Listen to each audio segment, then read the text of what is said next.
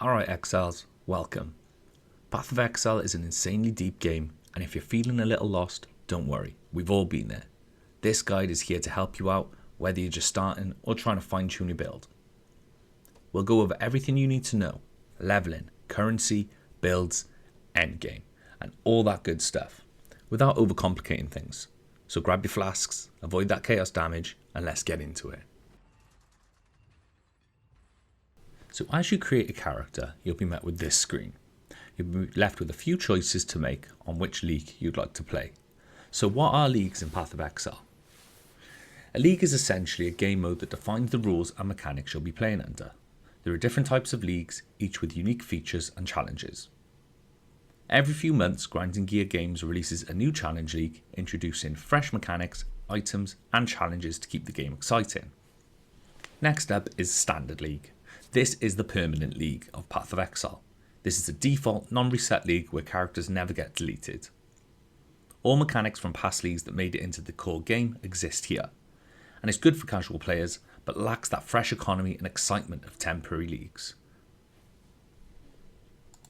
Now you've chosen the league you want to play in, you've got three options.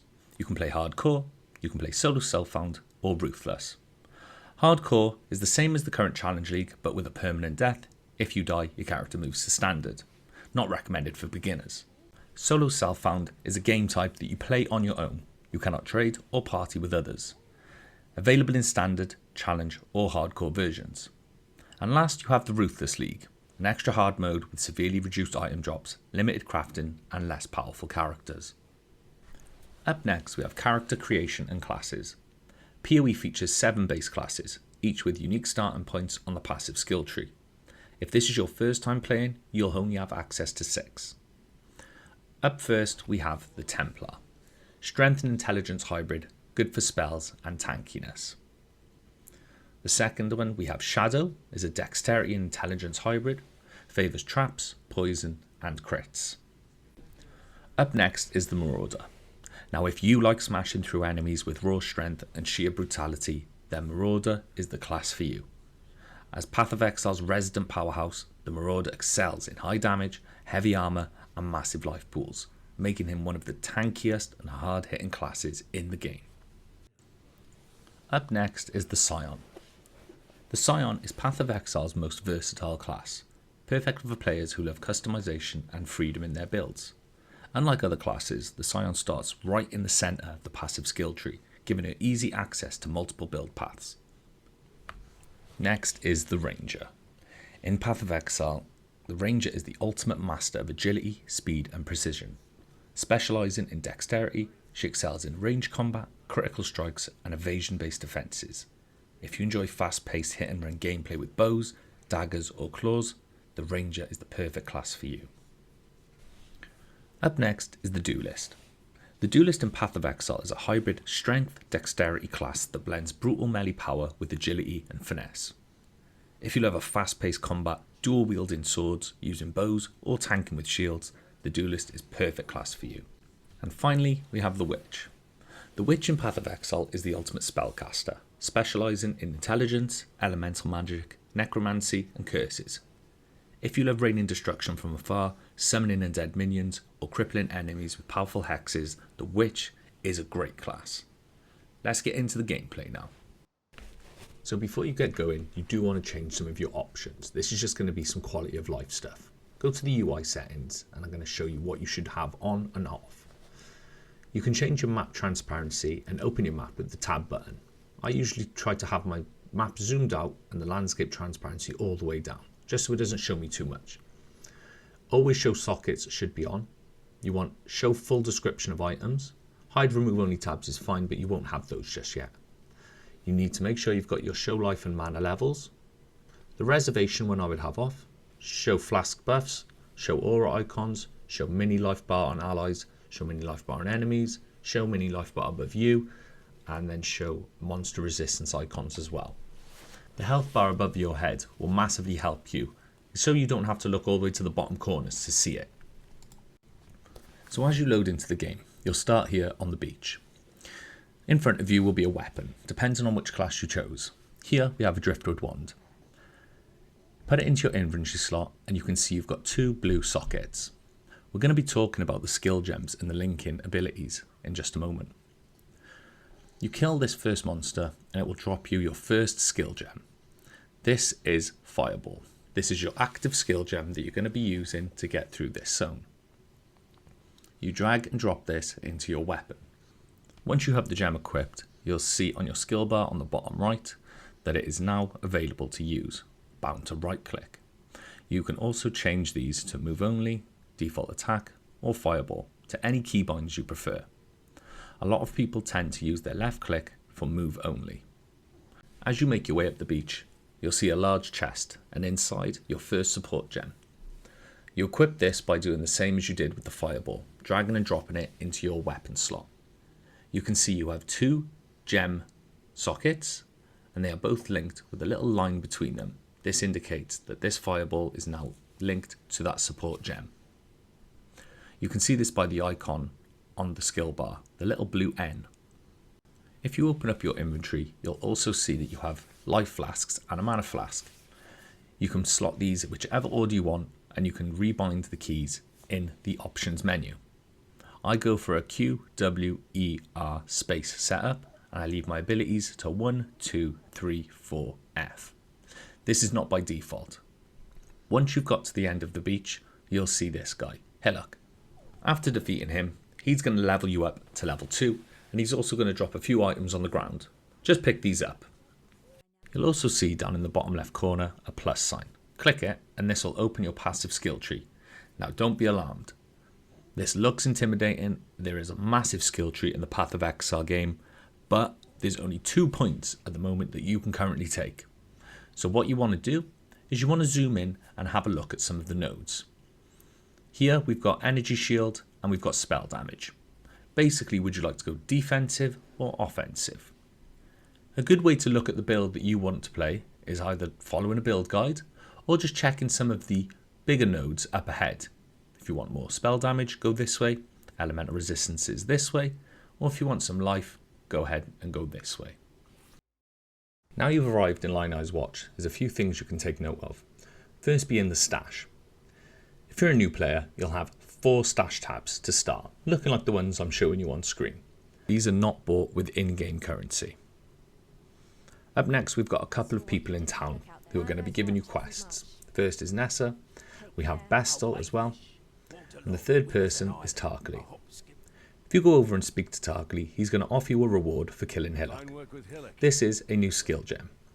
At this point, if you're following a build guide, it'll probably tell you which gem to take first. If not, just go for something that sounds good. I'm going to go for Freeze and Pulse. And gems are really easy to switch out. All you do is right click the one that's currently socketed and replace it with the new gem that you'd like to use. Okay, so before you leave Lionel's Watch, try and pick up an item that's got 3 links. Look for the colours that your build guide is showing you. So you'll have 1 active skill gem and 2 support gems. So just try and find the colours that match it. You also want to look for boots with movement speed.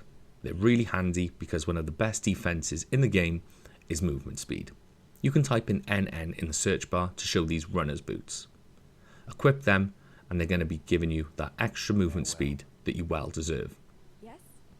Nessa over here, she sells things like wands, belts, amulet, rings and some flasks. So if you need an upgrade from here, they only cost a few scrolls of wisdom. As you're going through the first couple of zones, you're going to stumble across some of the league mechanics. They differ depending on which league you're actually playing. At the moment we're playing the Settlers of Kalgua in the Legacy of Frisia event. So this is, you click on it and you destroy. And the good thing about these league mechanics is they give you some nice rewards. So doing these early on, especially if this is your first character, will be really beneficial to you. I'd advise filling up your inventory with all types of items so when you get back to town you can sell them, or even if you find something that's got some socket colours that you can use, equip them as well. So after completing your first quest, you're going to receive a reward. I would take the Quicksilver Flask. It's going to give you some great movement speed and it only requires level 4. You can also take now a second support gem. If you're following a build guide, it'll probably tell you which one. I'm going to go with Elemental Proliferation. Just going to give me some extra damage. I'm actually looking now for a 3-link blue, blue, blue. And as you can see, there's a level 6 wand, so I'm just going to take it for now. And what I'd recommend doing is selling the items that you picked up while questing. You can see I put these boots for sale, but they're unidentified. If I identify them, they sell for a different currency. So it might be worth identifying all of your items first before selling them. But if you can't identify them because you don't have enough scrolls of wisdom, just sell them as they are. So here I'm going to show you a little trick. I've got 3 small life flasks. If you sell them to a vendor, they'll upgrade it to the next tier. So I've got a medium life flask now. So this is a quick opportunity to make sure your life flasks are up to date before going into the next zone. Okay, so I've leveled up to level 6 now by going to the next zone. And what I'm going to be doing is showing you a couple of the currency items that you can use on some of your armors and some of your weapons. This is an Orb of Transmutation, Orb of Augmentation, and an Orb of Alteration. You'll find these all throughout the game. Other currencies you'll find later on, but these are the 3 main ones that I want to focus on now. So an Orb of Transmutation upgrades a normal item to a magic item. You can see this is a white item by the name Goat's Horn. If you right click and apply this, it's going to give me 1 mod. It's giving me 5% increased attack speed. This is good. It's not for our build, we use cast speed, but it's still an extra modifier. This one augments a magic item with a new random modifier, so it's going to give us a second line. Here it's given us 7 increased spell damage and 19 to maximum mana. This falls under a hybrid mod where it comes as 2 as 1.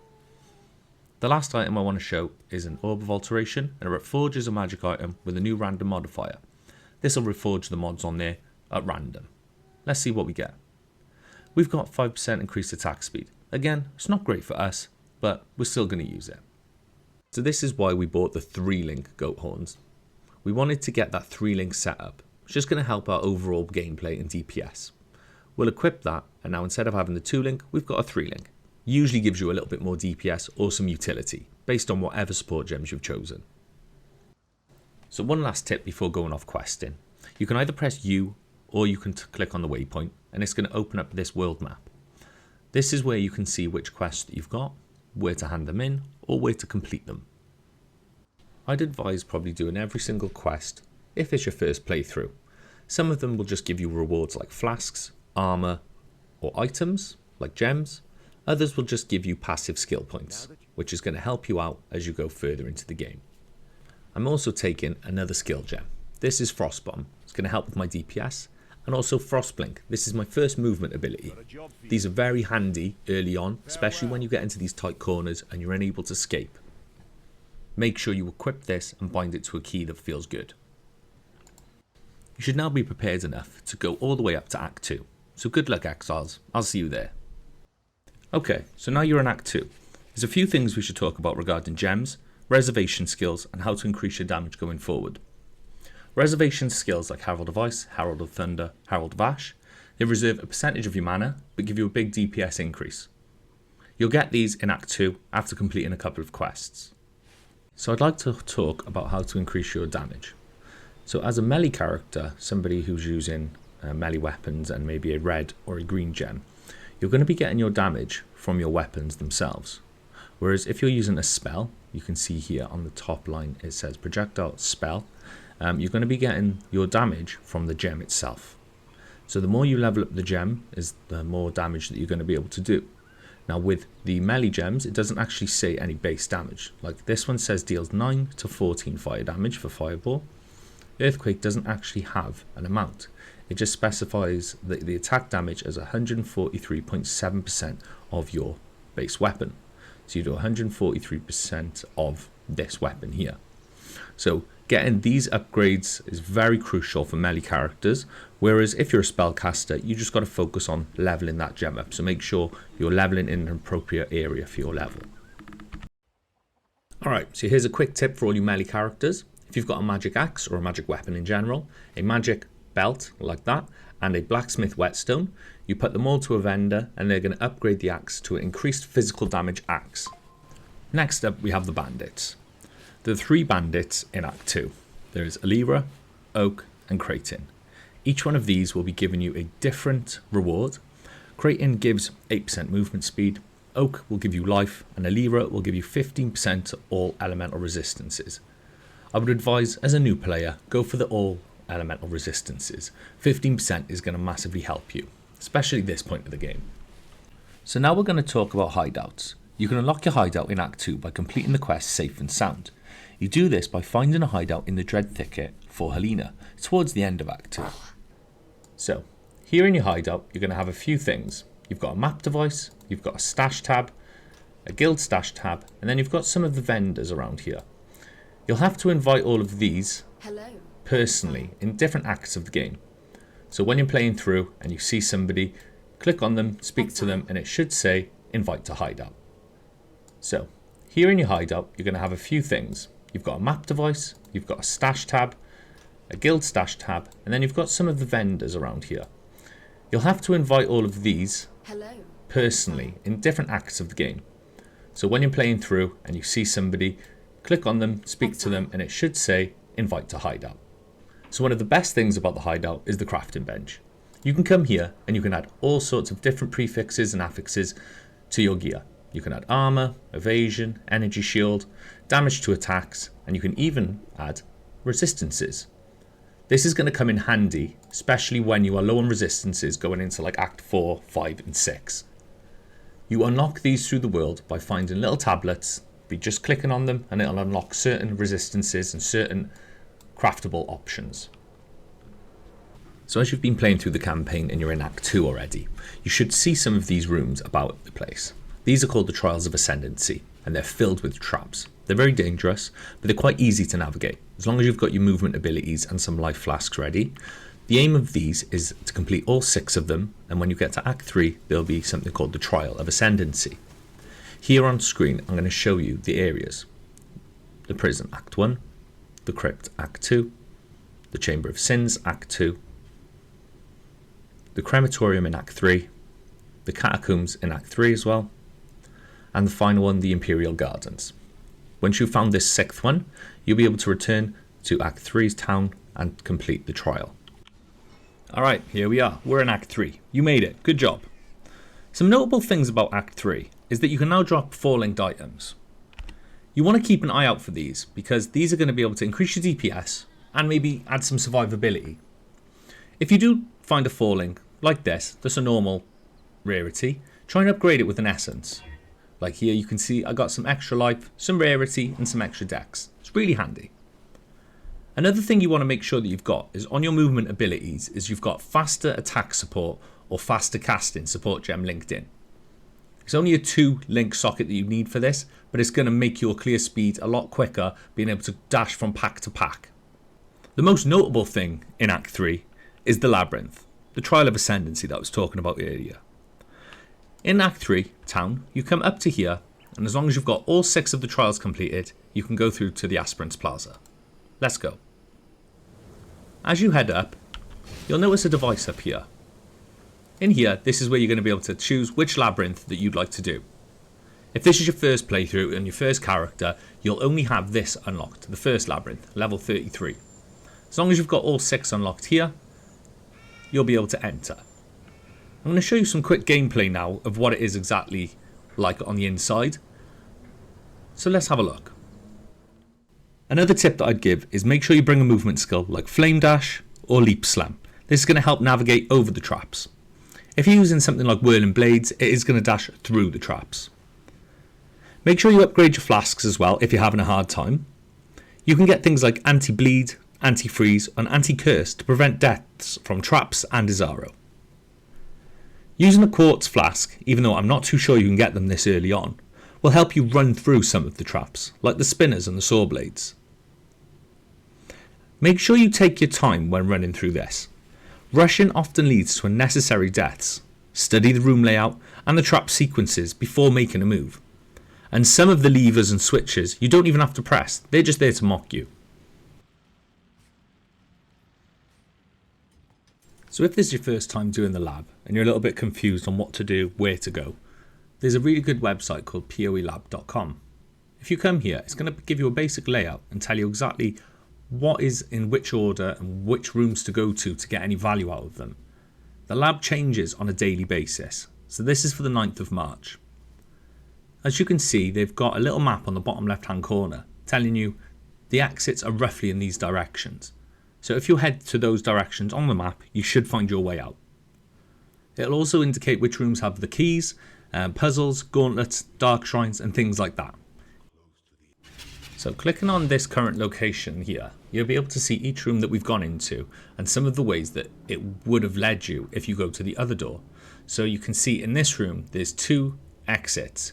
We're taking this one here, which is going to take us to this room, and that gives us another 2 rooms to go through. The aim of the game is just to try and find the quickest way through without dying. Because if you die while you're in this area, you will not be able to revive. You'll start at the start again and have to rejoin from the very first room. In here you've got some chests. With however many treasure keys you've got, that's how many that you can open.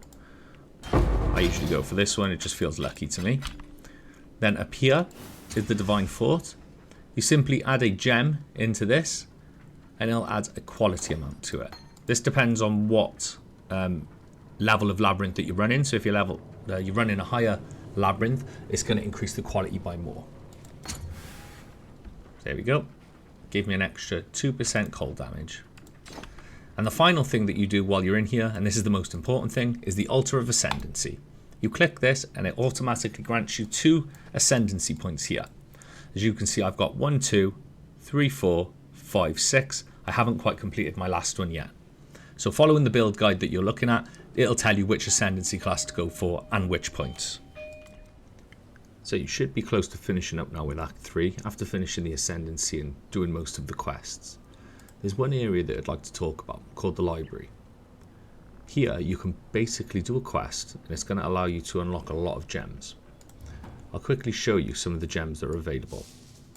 So if you've completed the quest with Siosa, you come here and purchase items, and as you can see, there's just full of gems. So if your build guide is missing one of these gems and you're not able to get it, come here to Act 3, and they do cost things like Orb of Transmutations, Alterations, and even Orbs of Chance. So make sure you've got enough currency before coming here.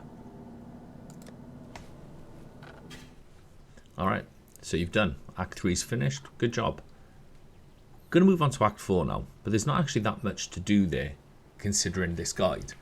There's nothing really that I can tell you that's much different from what we've already explained. There's one thing that I'd like to show you, which is Nico's mining encampment. This unlocks in Act 4. If you come here to the town in Act 4, you'll see Nico over here, standing by the mine entrance. He'll give you a quest to go into the mine and pick up some sulfite. After returning, he'll ask you to visit the mine encampment. So let's have a quick look there. This is my first time here on this character, so there may be some quests exactly the same as what you're seeing on your screen. This is basically an endless dungeon run, and the way to fuel it is by picking up those nodes in the map. You can see I've got 1200 voltaxic sulfite. Looks like shot. What he's going to ask you to do is basically explore the mine. If you come in here, speak with him, you've got this crawler. You click on the crawler and it's basically an endless dungeon giving you rewards, armor, currency, weapons, jewelry, and all sorts of things like that. Because I'm here on a higher level, it's showing me all the things down to monster level 79. You can go further and further. It's endless. So here you can see the crawler's reached its destination. You've got to click on the little node, depending on which reward type you chose. I chose the sulfite, which is another currency that you use in the mines. Mobs will spawn, you kill them, and it'll reward you with some of that sulfite. And if you can see my meter on the right hand side near my minimap, it's actually gone down by 1000 odd. This is how much it takes per destination that the crawler goes to, and the longer the destination, the more it'll cost. You also saw that little purple bit around your screen. If you step into the darkness, you could die, so be careful out there. So as you're going through Act 4 now, you should have a falling set for your main ability. You should now be focusing all your gear to find mods like increased maximum life and resistances. Make sure you get some boots with increased movement speed as well. You should also be looking for attributes like strength, dex and int that you're going to need to level some of your gems up. I'll show some examples on screen of some gear that has some good mods that you should probably follow, and you want to be looking to be capping your resistances at 75% each. So on this chest piece, it's a 5 link, it's got 98 max life, 59 to maximum mana and 35% to lightning resistance. Next up, we've got a helm. It's got 112 maximum life, 41 to cold resistance, 41 to lightning resistance. That's huge at level 48. On the boots, we've got strength, dex, fire resistant, and some increased movement speed. The ring, we've got a great ring. It's been corrupted, so we get that increased dex and increased intelligence. But like you're looking for is life, resistances, maybe some damage as well. So if you're a melee class and you're still lacking some damage now in Act 4, I'm going to show you the same method that I showed you earlier, just at a higher level and in real time. So we've bought a sword and an axe. The next thing we're looking for is a belt, a rustic sash. You can buy this from one of the vendors in town. If it's not magic, we can still buy it, and what we're going to use is an orb of transmutation to turn it from a normal item to a magic item. The ones with the blue name is what you're looking for. Do this with the weapons as well. So you're looking for a magic weapon, a magic belt, and a blacksmith whetstone, which you should have plenty of by now if you've been picking them up. You take them to the vendor and you just sell them one at a time. So you can see I've got the axe, the whetstone, and the belt, and it's actually increasing the DPS by quite a lot. So if you are struggling, make sure you use this method, and you can use it with any melee weapon as I'm showing here on screen. So finally, welcome to Act 5, you filthy exiles. I hope you made it this far with your own character. This is where the game gets a bit spicy. Act 5 brings a new level of physical damage, some cool boss fights, and some really big resistance penalties. When you kill the final boss in Act 5, your resistances will be reduced by 30% forever. So you need to keep checking and making sure your character is capped at 75%. Don't worry too much about chaos resistance until you reach the end game after Act 10. So that's it for this video. This is Act 1 to 5 guide. I will be releasing a guide for Act 6 through 10 and also an endgame guide shortly. I hope this guide has helped you with some of the basics and the required things just to get you started. I haven't gone too in depth, just to keep it basic for any new players. But thanks for watching. Please like and subscribe.